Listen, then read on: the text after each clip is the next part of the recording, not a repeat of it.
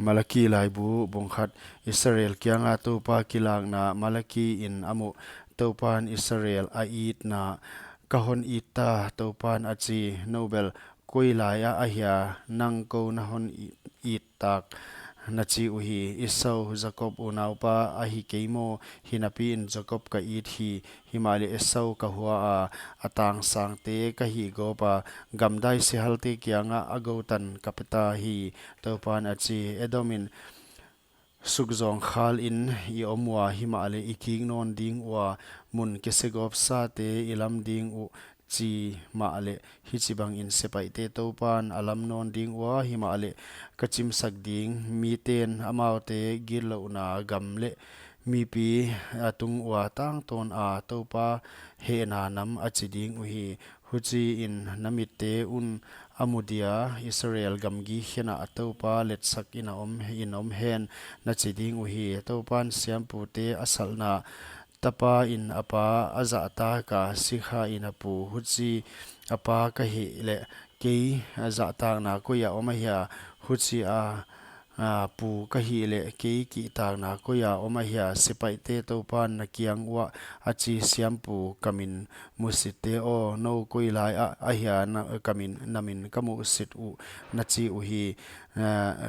kamai tam tunga tang ho se sa nalan wa no koi ilai a hia kahon hi nit u na chi u topan do kan asim mo huai na chi na wa ki thoi na ding a mitto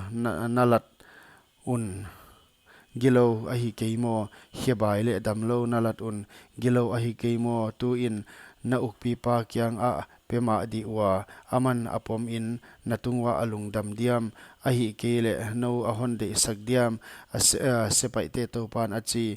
huchi in tu in kahon ngin hi itung aza nga ina na thei na ding un pathian de sak na ngianun hiai na khut wa kipan thil piak to no hon de sak diam sepai te topan achi athon kamai tam tunga mei na to lo na ding un nalak wa mi khat kong khak te khak ding om le o sepai te topan no kipa ana kani ke na khut wa kipa na khut wa kipan in thillat leng kasang sam ke ding ni so na kipan ni tum na lampha hial in leng namte laka kamin athupi hi munchi kamin ading in gimlim akilan thillat siang tho namte laka kamin alet ziakin sepai te topan achi himale no na hi nin wa topa do kan anin huai aga to an nangon aza pi huai na chi na wa ngai un nak chimta khwai hina na chilai wa huan na ha chiai khum un sepai te to pan achi hiam gam tak in hiam gam tak